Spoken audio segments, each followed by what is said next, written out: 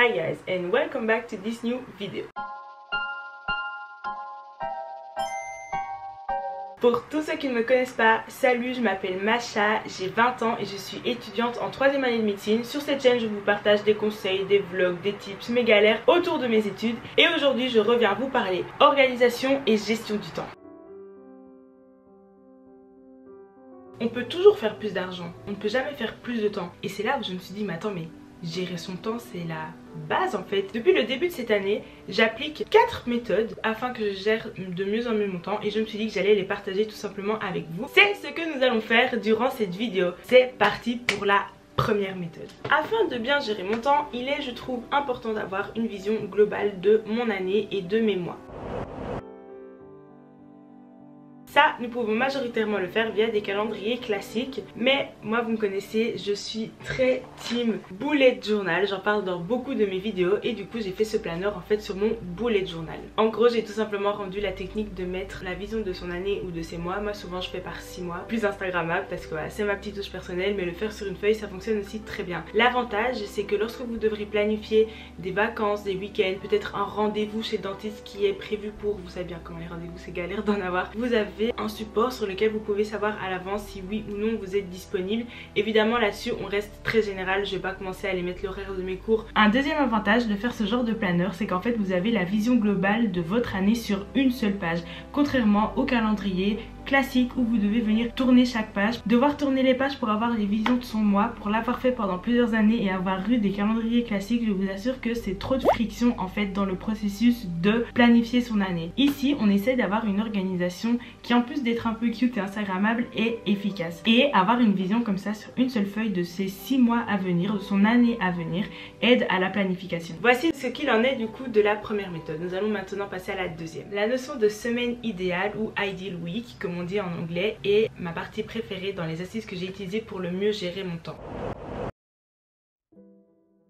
Moi je le fais sur papier parce que je préfère, mais c'est vrai que ces derniers temps je passe beaucoup au digital, donc j'ai aussi fait sur Google Calendar. Il s'agit d'avoir un support sur lequel vous créez votre semaine idéale. Quel est l'intérêt de faire ça? Tout simplement ça va vous permettre, en l'affichant par exemple sur votre bureau ou en l'ayant sur votre ordinateur, tous les jours et toutes les semaines de tendre vers cet idéal. L'avantage c'est que là le goal niveau gestationnel de son temps il est clair et ça rentre dans la règle du make it obvious ou rend-le évident. C'est une notion que j'ai appris grâce au livre Atomic Habits. C'est un livre qui a été écrit par James Clear. Il nous apprend comment créer des habitudes qui vont durer dans le temps et une des règles fondamentales de ces habitudes c'est de rendre la chose évidente. Je vais vous donner un exemple directement avec mon cas. Je savais que je voulais mieux étudier, sauf que je ne sais pas comment faire pour mieux étudier. Qu'est-ce que ça veut vraiment dire mieux étudier? Comment mieux étudier? Du coup j'ai changé mon goal mieux étudier en tous les jours de 17h à 21h je veux être en train d'étudier. Je sais clairement quel est mon goal et en plus étant donné que j'affiche ça sur le mur en face de mon bureau, je l'ai tous les jours devant moi, ce qui me permet du coup de rendre mon goal évident. C'est pareil pour mes vidéos. Je vous avais été plusieurs à me faire remarquer que j'étais grave régulière dans mes vidéos. C'est tout simplement parce que j'ai appliqué ce truc de la semaine parfaite.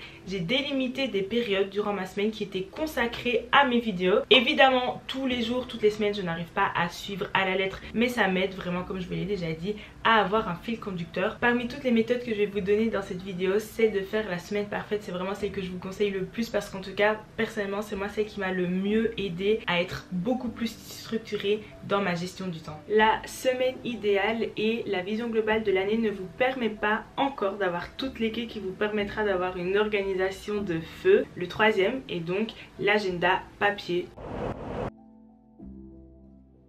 C'est l'agenda classique que à peu près tout le monde a. Je le compare beaucoup avec le journal de classe qu'on avait en secondaire ou au lycée, je sais pas si vous vous rappelez. Et dedans, je note en fait tout ce qui est deadline, devoirs, rendez-vous, des choses particulières pour l'école. Par exemple je job, genre je donne des cours particuliers, je travaille dans un théâtre, du coup je note tous les jours où je travaille. En fait c'est vraiment tout ce qui est trop précis pour rentrer dans la semaine idéale ou dans la vision globale de mes mois. Personnellement je n'y note pas vraiment mon horaire de cours parce qu'en fait mon université, comme je vous l'avais déjà dit dans d'autres vidéos, on a une plateforme et sur cette plateforme il y a mon horaire de cours, donc j'ai pas besoin de les renoter, mais ça aurait été dans cet agenda là que j'aurais noté par exemple mon horaire de cours. Enfin voilà, en gros c'est un agenda qui me permet de traquer vraiment les deadlines un peu de ce que je dois faire tout au long de mes semaines. Et cet agenda je le feuillete vraiment tous les jours parce que c'est là que je vois clairement les tâches obligatoires que je dois faire. La dernière méthode et le dernier support que j'utilise pour mieux gérer mon temps, c'est le planning / to-do list day by day, jour par jour.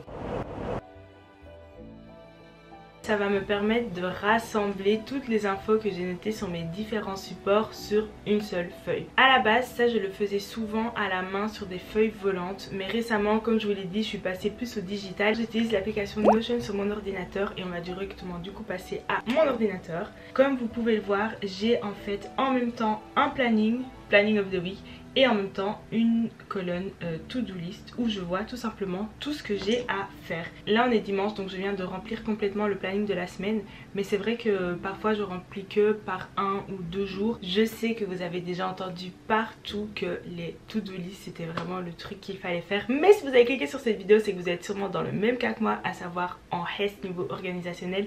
Et la to-do list, c'est pas un mythe, c'est vraiment important de le faire en fait. Si vous ne savez pas clairement toutes les tâches que vous devez faire, bah c'est impossible de pouvoir toutes les faire, vous voyez. Bon voilà les gars, c'est la fin de cette vidéo, j'espère qu'elle vous aura plu. Parmi tous les supports que je vous ai donnés, n'hésitez pas à en essayer. J'ai pris l'habitude de les checker tous, je sais où je dois aller regarder en fonction des situations et ça m'aide vraiment beaucoup. Je vais finir cette vidéo en vous disant une phrase que j'ai entendue une fois et qui résonne beaucoup dans ma tête. Désolée mais c'est encore de l'anglais. Cette phrase c'est "We own our time, let it be our best ally rather than our enemy". Ça veut dire le temps nous appartient, faisons en sorte qu'il devienne notre meilleur allié plutôt que notre ennemi. Voilà, c'est tout ce que j'avais à vous dire. J'espère que les conseils vous aideront. Sinon portez-vous bien et on se dit à la semaine prochaine pour une nouvelle vidéo. Bye guys.